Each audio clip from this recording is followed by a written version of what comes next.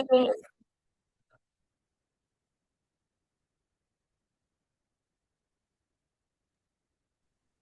hello, everyone. Welcome to GTLI's latest webinar on the need for speed, how to make thought leadership more agile. I'm Cheryl Dickinson, SVP of Sales and Client Success at Phronesis Partners. In our session today, we'll discuss the business drivers behind more agile research approaches, the operational and stakeholder challenges involved, and the methodologies helping organizations respond more effectively to fast-moving conversations. To discuss these topics, I'm delighted to be joined by Renee Strange-Honer and David Gentle. Renee is head of thought leadership research at ServiceNow and is a marketing and content leader specializing in architecting and scaling global thought leadership and content programs that shape industry conversations. David is head of strategic marketing programs at Fujitsu with experience in strategic communications, marketing, and technology. In his role, he helps translate complex ideas into clear messaging and content. So thank you both for joining me today. In our discussion today, we're going to explore 4 key areas. So 1, the internal drivers behind accelerating thought leadership timelines, how our panelists are tackling the need for speed, so what they're doing differently to compress timelines, and the impact those changes are having in their organizations. And of course, we'll dive into lessons learned and where they're going to go from here. So for our audience, if you have any questions during the session, please enter them in the question box, which can be found at the right-hand side of your screen, bottom corner. We'll aim to answer all your questions at the end of the webinar.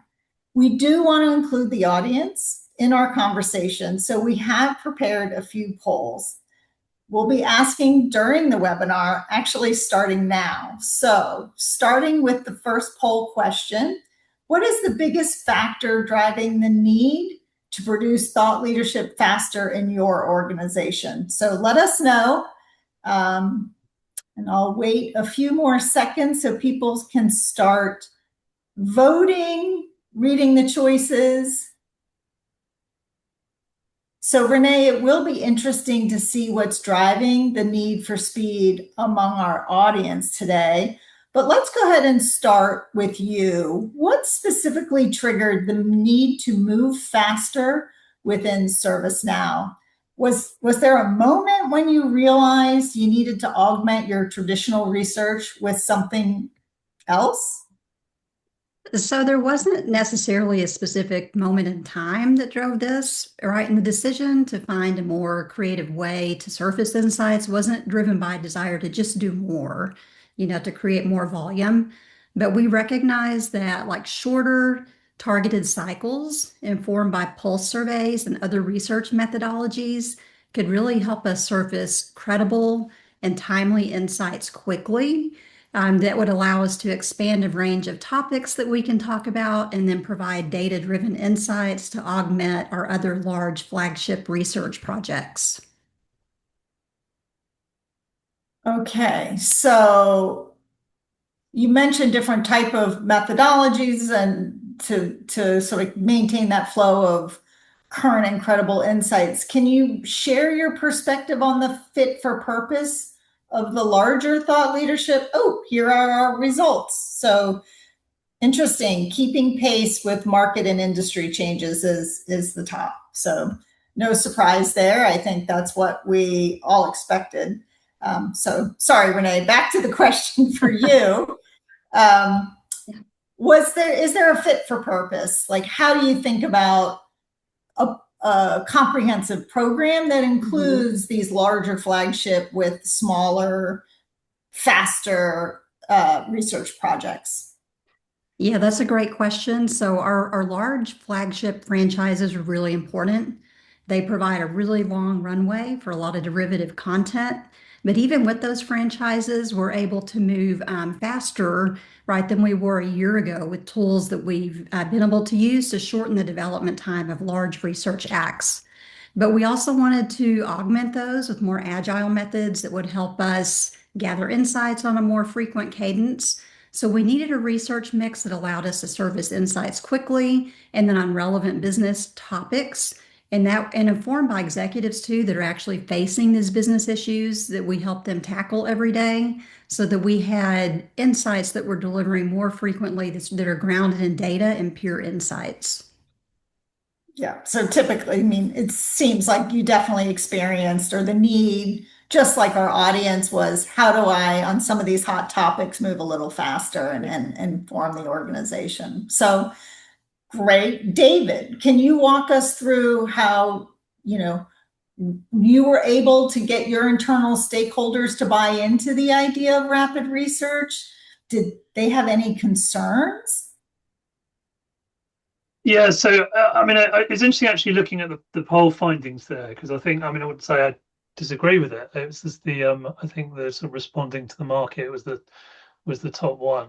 I mean, for me, stakeholder management is a kind of a really key challenge. I mean, obviously, you want to do stuff that is resonating with the market and appealing to your audience. But I work for Fujitsu, which is a Japanese company, and culturally, Japan is. I wouldn't say it's sort of more difficult than say other countries to work with, but our stakeholders typically are culturally, they want to make sure that everything is accurate. There's a real sense of the very worst thing you can do is produce something that is factually inaccurate or making a claim that can't be sort of backed up. So actually the stakeholder alignment process is not just about sort of demonstrating the value of what you're doing. We have a lot of the process actually of sort of engaging with stakeholders to produce a piece of research takes quite a long time. And actually, I mean, for us, rapid research is quite a recent thing for us. So it's something that we actually sort of began at the start of this year, because actually, we'd found sort of previous research that we'd done was it was very sort of time consuming start to finish, to from conceiving the sort of the marketing idea, if you like, to getting the results out and promoting them could be as much as 12 months could elapse. So this is a bit of a new departure. I mean, to your question in terms of the um, selling it to stakeholders, it actually wasn't as hard as I thought, because actually the benefits were quite appealing, that we would not be spending so much time. We were able to through the sort of the timeline of the rapid research, deliver research in time for some announcements that we were due to make at the beginning of the financial year. So that was very appealing for the stakeholders, as well as we were spending less money on it than perhaps we would with a larger piece. I think though the challenges with it were not really with the stakeholders, they're with me and my team. So they weren't worried about actually delivering it. And maybe we can kind of come into sort of some of that a bit later on. But I think, as I say, it was a smoother ride to sell it to the stakeholders, certainly, than I was expecting. That's great news. So they seem to be on board with moving faster.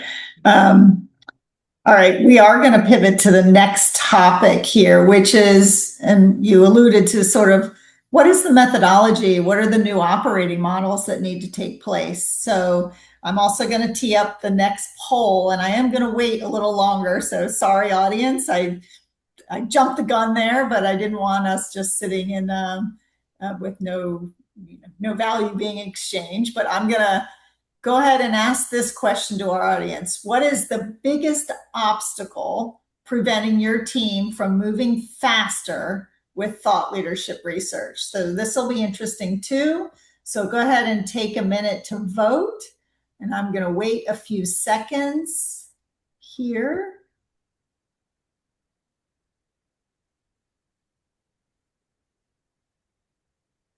And then David, don't go away because I'm going to jump to you next since we're going to continue this conversation. So, David, while everybody's finalizing their vote, I know you mentioned, you piloted a faster research model, you got stakeholders on board, you got your team on board.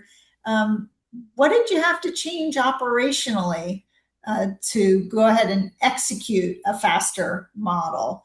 You know, feel free to touch on this, the scope of the projects, again, how you worked with stakeholders. When we talk about speed, what did that mean for you? What was the difference in the timelines?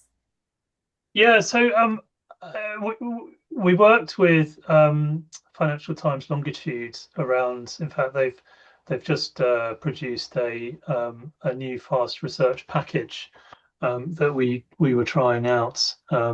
And I guess the major differences were you would deliver a piece of research over a 6 week timeline, start to finish. So highly compressed, certainly compared to things that we had been used to before.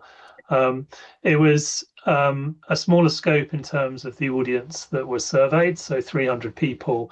Normally, we would survey sort of anything between 800 and 1,000, and also a kind of limited number of questions, so 5 questions rather than, again, normally we would do sort of 15 or more. So it was quite a different scope in terms of the size of it.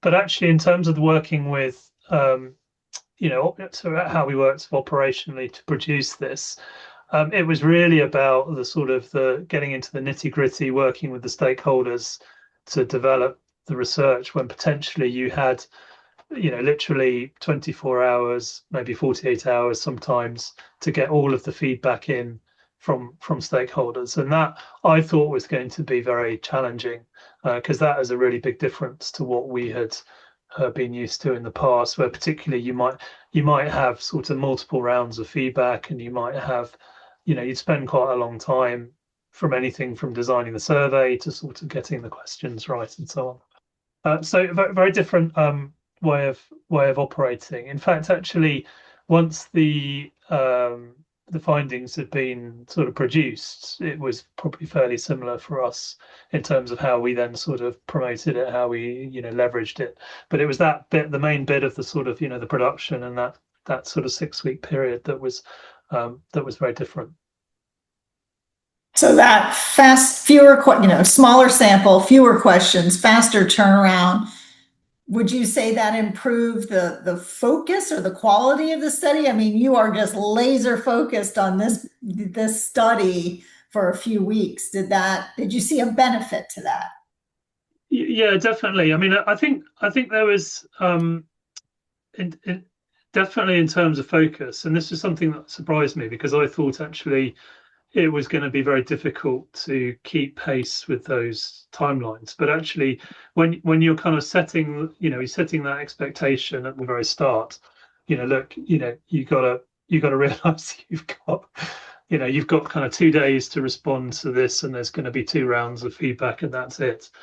That I think really helped to people knew that they didn't have time to um, to delay things or anything like that. So that helped to sort of focus people. Also, I would say, and this is something that really surprised me again, was that having 5 questions I thought would really limit us. But actually, it was quite helpful in terms of us being able to filter out what's important. What do we really want to find out? And when you have a longer survey, actually, it's easier for it to sort of go into sort of territory that perhaps you don't necessarily need, or you go more with sort of what various inputs are sort of telling you. So I think on those two counts, it was very beneficial, and we got something that actually was very sort of focused and uh, the actually when you break down the content that came out, in fact, 5 questions, when you're asking sometimes in a question there might be sort of 10 options to choose or whatever, you do actually have quite a lot of good rich content in there from which you can draw out insights. So again, that was quite surprising how much you can get out of 5 questions. Yeah, great. So the constraints really forced you to prioritize. the questions. So great. So Renee, I know your approach is a little different. Can you explain the community model you're using, sort of, and this, ability to ask more longitudinal questions as well, and how that's helped you guys get, have this constant flow of insights? Yeah, and I'll add to what David said too, is with these shorter surveys, you can get more than you think. And one thing we've started doing too is some of our longer surveys is we will go back and do analysis too of what did we actually use from that survey instrument and how might we shorten it in the future, because I think that can reduce the risk of abandons right on your survey tool and really help you get laser focused on what you're asking of your audience. And then just shifting to your question too about a community approach. So this year we launched an executive signals program, and this program positions us to build a surface insights on a more frequent cadence, and we're able to quickly get directional insights on timely business topics. So our first step of dipping our toe into this program, first step in the evolution of it, was creating a community of 100 C-suite professionals globally, and they respond to a short form survey every 8 to 10 weeks. And then we're able to take the insights that we get from that and use it for both editorial content, and we can use it in executive facing content too. And it allows us to be able to share like really timely, peer insights that can inform customer conversations. And then to augment that too, we've worked with an organization called Science Says. This is something I think is unique too, is we surface insights every other month where we bring together insights from academic leaders and we pair those up with insights from ServiceNow SMEs. And that allows us to create timely, research-based insights that are again aligned to timely topics. So both of these types of programs help us deliver insights a lot faster, and they allow us to cover a broader range of topics than we can do with a shorter number of big flagship franchise research projects that we do. And when you launched these, did you have to sell your internal stakeholders? I mean, this is very different, smaller sample size. Were there any concerns from, your internal stakeholders? Obviously, there's trade-offs, right? They get insights faster, but it's not, I know ServiceNow does some very large flagship studies. Walk us through what those conversations were like as suggested, proposed this idea and how you got them on board. Yeah, we didn't have a lot of pushback, and I think we're just have a culture of experimentation too. So let's see if this works and let's see how we evolve it over time. And with this community, we can still get really good directional insights. We're working with a finite survey audience, and it's highly targeted. So the insights do meet research standards for providing directional insights overall. And so there isn't necessarily a trade-off between large-scale programs that are based in hard statistics, as anchor messaging. It's just a different approach and allows us to augment our franchises. I would say gives us complementary insights. And then oftentimes we pull data points from these large research acts that we do, and they underscore what we're hearing from this community. And it rounds out what we're hearing in a really nice way and then backs it up with data points. Love the, just the support in innovating. And for our audience, so I see your answers for poll number 2, such a diverse set of reasons. So you can see David and Renee have approached it slightly differently, but again, gotten the support from the internal organization, innovated, mixed things up, done things a little differently. So it is interesting to see stakeholder alignment, internal reviews and approvals, some of the big obstacles. So Renee and David, again, large global companies, I think they share, have a lot of empathy for those of you talking about stakeholder alignment and internal reviews and approvals. So if they can do it, you can too. So it's my give it a try right now. That's my message to you. All right, let's go ahead and pivot to business value, the impact, and Renee, we'll get to you on enablement. But David, let's start with you. Um, give us a sense of the business value you unlocked once you were able to get these insights faster after you tried the smaller survey. What changed for the business? Yeah, so it's the key question really, and I think I mean the first thing, I mean, sort of coming, I suppose, coming back to some of the points I made earlier. I mean, the speed of it, I think, is really where the value is, and I think it's obviously a bit of a trade-off between. I think Renee was talking to this as well. That sort of how deep do you go and how sort of authoritative do you want the piece to be versus um, how timely do you want it, and I suppose it sort of comes back to the objectives, and if the objective is more around getting some timely information out to the market and out to the audience and potentially to customers, then speed is really really key to that. I think in terms of business benefits, I mean, the through this research was able to deliver something that was very timely. So the one of my roles is leading our quantum computing marketing, which is quite an exciting place to be at the moment. It's very nascent, and will evolve a lot over the next 10 years and longer. But with emerging tech, things change really really really quickly.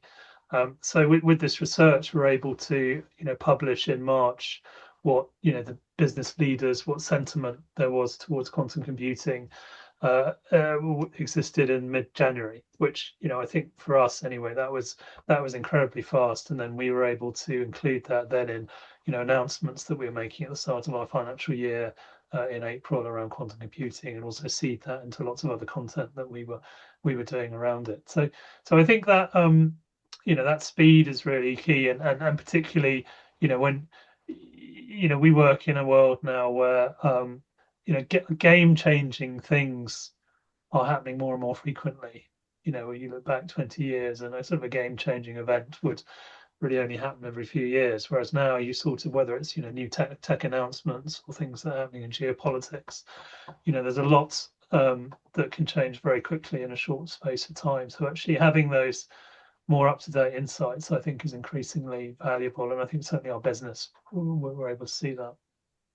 Yeah, so I get the sense that it really influenced your ability to move faster with not only very relevant and new content, but also probably fueled your campaign engine, right? You were given this content, this strong data that really provided the fuel for your marketing campaigns. So yeah, it can be quite powerful when you have those new data points. Yeah, and Renee, I would say, oh, I'm sorry, sorry. and I don't want to say that speed is everything. I mean, there's definitely as it comes back to sort of what is your objective. I mean, there's definitely Of course. need for those longer, deeper, authoritative pieces. But I think for us and our objectives, particularly for this piece, it was beneficial. Yeah. Yeah. To your point, the topic is important, and what is your objective? What are you trying to achieve? But for some of these fast moving technologies, quantum AI, you've got to get a sense and stay on top, do those pulse surveys because it's changing so fast. Renee, I'm going to pivot a little to the enablement process. Give us a sense of how you package and distribute the insights internally. I know you're doing things a little differently than some of my other clients, and I think it'd be great to share with our audience sort of how you think about enablement. Yeah, absolutely. This is one of my favorite things about doing research because we want the life of the research extended and we want high utility of it. These research acts are large investments of time and financial resources. They take a lot of thought, a lot of stakeholders are engaged. So when we can ensure that the use is extended into direct marketing tools, you just see higher return on investment, driving important business conversations, and that just gains traction over time too. So for all of our research acts, we build assets that enable this to happen. And we have what we call an event kit. So this is basically a PowerPoint deck of all the findings. It ties both to a research story, and then it paves the way to discussions about how we can help customers solve related business problems that relate to this research and lay out the problems that their peers are facing.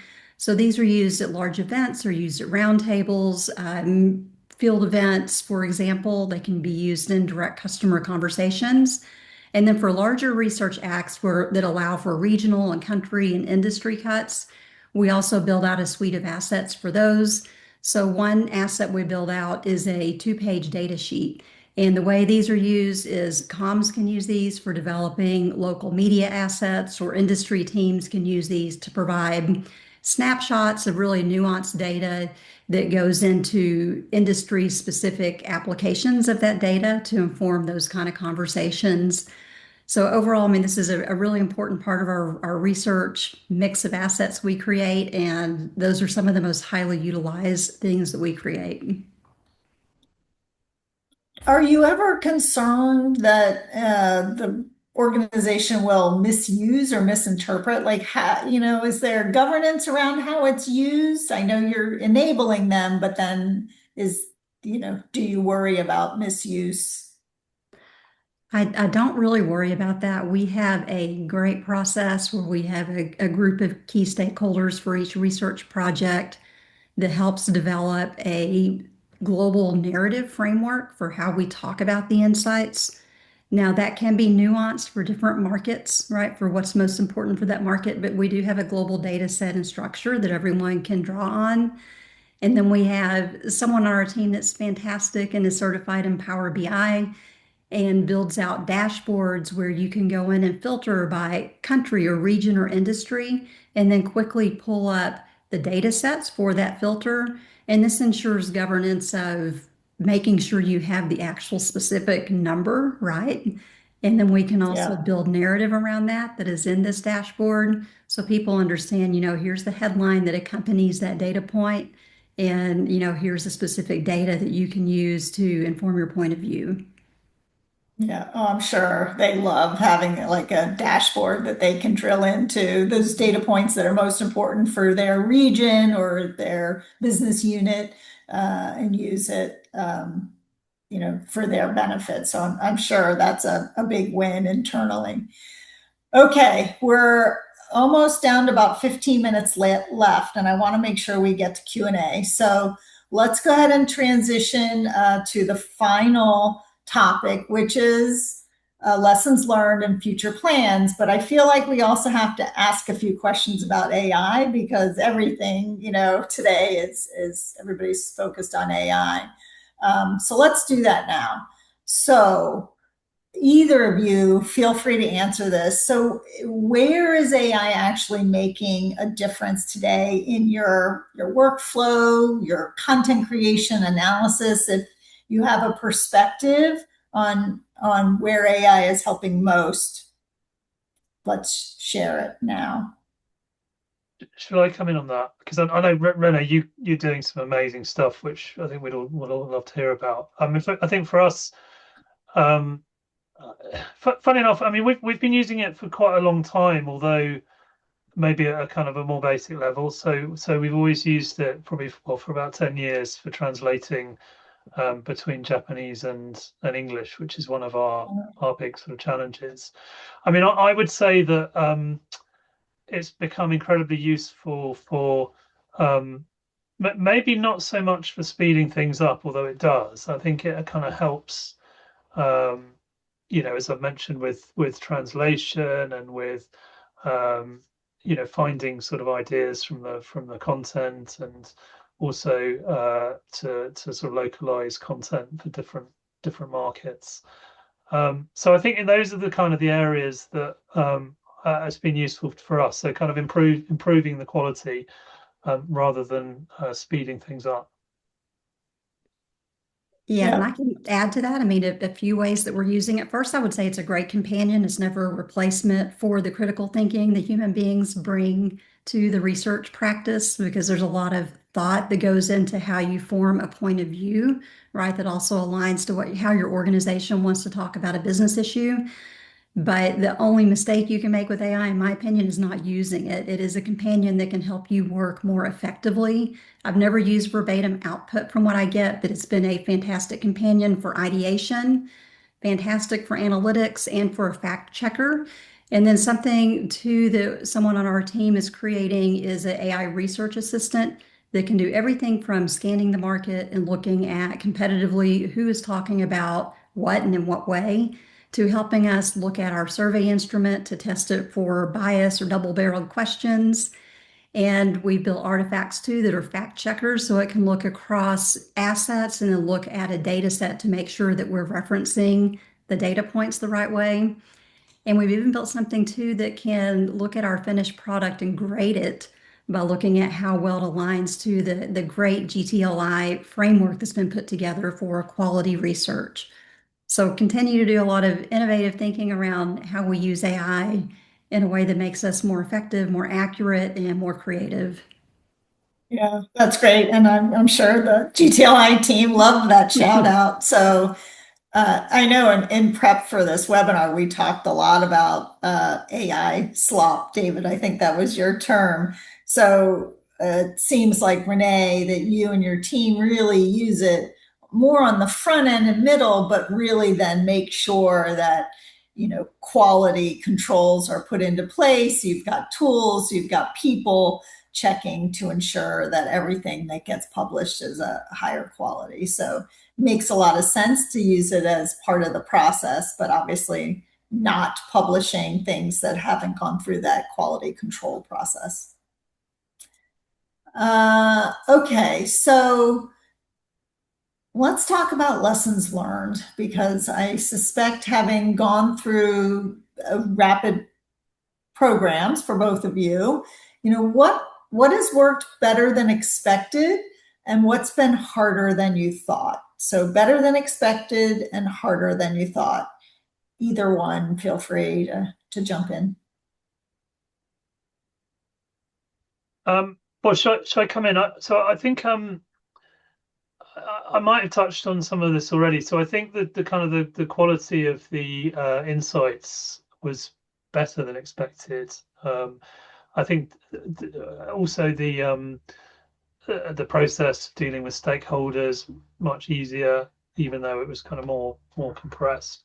I would say, I mean, maybe I don't know if this is harder than expected, but I think you, when you're doing a sort of a rapid piece of research, i.e., you've got kind of maybe a smaller sample, a smaller list of questions, you don't. I mean, you're always tempted with research to sort of delve into it and find more and more insights, and I think you have to kind of pull back a bit from that and just keep thinking back to sort of what your objective is, because you can't go too sort of deep. You don't have the statistical significance of subgroups and things like that that you might do with a bigger, longer piece. So I think that maybe was harder than expected, to sort of just kind of pull back and just keep remembering, we're doing this for a particular reason. It's to gather, a snapshot of sentiment. It's not going to be, as deep as perhaps we would normally go, and we don't want to draw, too much sort of depth of conclusion from that.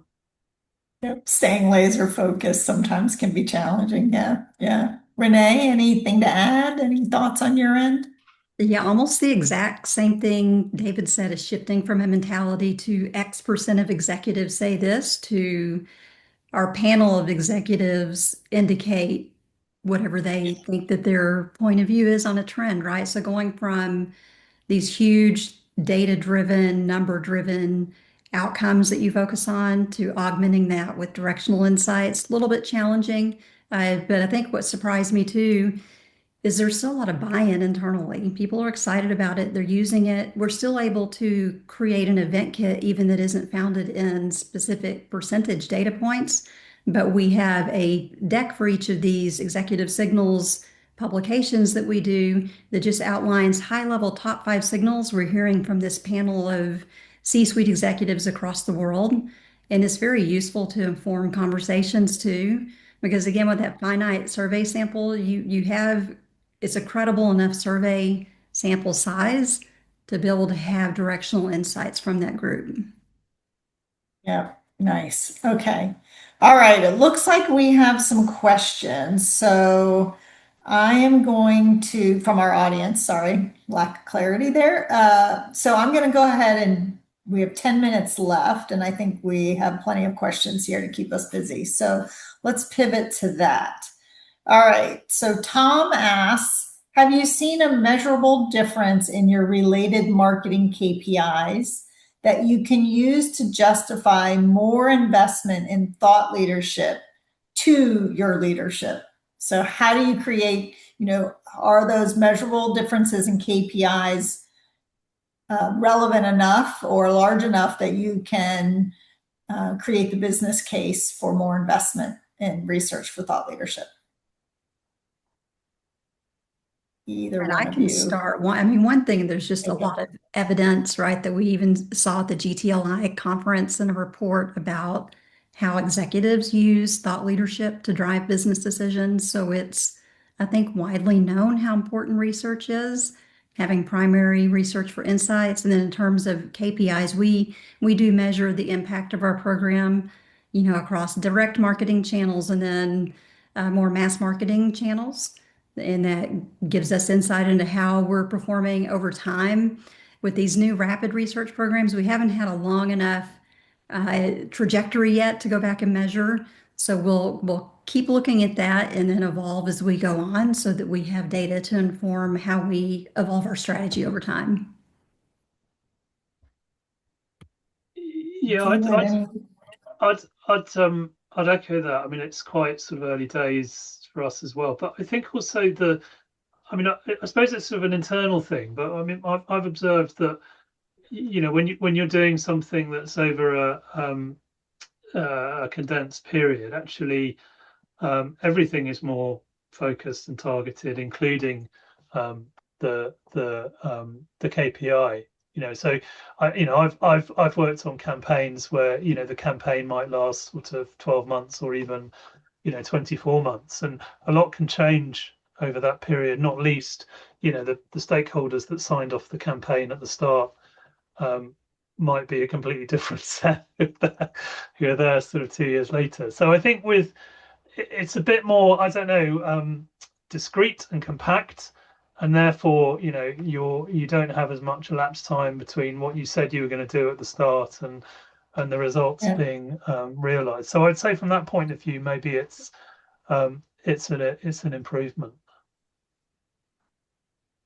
Okay, here's one with that asks an AI question. What's the biggest mistake thought leadership teams can make when incorporating AI into their process? So, biggest mistake or what they should avoid when incorporating AI into their process. I think I think Renee made a point about this earlier that I totally agreed with, that I think it's about putting too much reliance on the AI to sort of lead the thinking, um, as opposed to it being a kind of a tool that supports you. I think obviously there's a lot of pressure on marketing teams at the moment around using AI to reduce costs and so on, and I think maybe that's not mistaken, but I think the benefits for me come more from the sort of the quality improvements and so on. But I think certainly you've got to be really careful around uh, the AI coming up with the results, because you need to be able to sort of stand by everything that you're producing and not be able to sort of say, well, Mhm. I don't understand where that came from. That's what the AI said. Yeah, I agree. I mean, it's a great tool to augment your thinking and to spark thinking. I think it would be a mistake not to use it. One thing that's really helped us is it's not necessarily always the ideation either. You can just create things from templates so fast now, right? If I have a formatted data sheet and I need to make 10 others for 10 other countries, it can draw on one data sheet and it can replicate it in minutes. So then you can create assets faster, right, based on your research data. So it's definitely I Yep. can't do without strategy, but use it thoughtfully in the right way. And it can help with foundational content. I will often use it for that, but I never end up with what it gave me in the first place, but it gives me a foundation to start from. Great. All right. Well, good to know. And I think that's a great, so if anyone in the audience is thinking about how they should be incorporating some great guidance today, and definitely it's a tool. Don't lead with it, but certainly have it support your process. And the last question is around synthetic data. So is anybody using synthetic data in their B2B research? I can start with that. We aren't using it in B2B research for gathering survey responses. We use either CADI or electronic surveys to survey C-suite executives around the world to inform our insights. We have used AI moderated research for consumer research, which turned out to be very useful and very interesting. We found that people were actually much more open with AI moderated research for the consumer aspect than they might be even in a, peer-to-peer interview or in an electronic survey. So we were able to capture capture sentiment and emotion, Yep. right, and distill down those transcripts from that into really interesting insights from that type of research. Yeah, so B2C, not B2B. David, is that same with you? Not B2B, no synthetic data in your B2B efforts Yeah, today? we've not really started using it, but it's I think it's potentially interesting, and it's on our roadmap, so to speak, because um, it feels to me like it's a good way to help sort of design research and um, to think about how what things might look like when you actually then interview sort of real audiences. So I think it could be, again, like AI. I think there's a danger of sort of relying too heavily on it, but I think it could be very useful in terms of helping you to produce much better, much more sort of worthwhile research pieces. Yep. Much more sort of Yeah, thank insight. you. Yep. Okay, I think from our audience, that's it. Let me do a quick scan. Yep. So I think with that, we have 2 minutes left. I'm just going to close. I think this has been a great discussion on how to strike the right balance between internal pressures to move faster. The audience said, we've got people wanting to move faster internally, but yet trying to drive alignment internally as well as getting those approvals has been a challenge. So always fun. The organization wants to move faster, but they're the ones preventing you from moving faster. But I think David and Renee provided some suggestions, ways that you can get folks to maybe experiment, innovate for one project to see how it goes, so that potentially you can get that alignment, you can move faster without sacrificing the credibility of your insights, and obviously focus on a topic that's of interest to your target audience. Relevance is always key. Great guidance as far as AI, how you're using it as a tool. I think having the governance there to ensure that you're checking AI's work as well as your own team's work, and of course enabling your stakeholders by providing as many tools as possible to meet their needs. So thank you, Renee and David, for the guidance. I'm sure the audience really appreciates your insight. GTLI will be sending all registrants a recording of the webinar. So if you missed anything or want to share the recording with a colleague, you'll be able to do that. So thank you again, Renee and David, and thank you to our audience for participating in the polls. Until next time, bye-bye.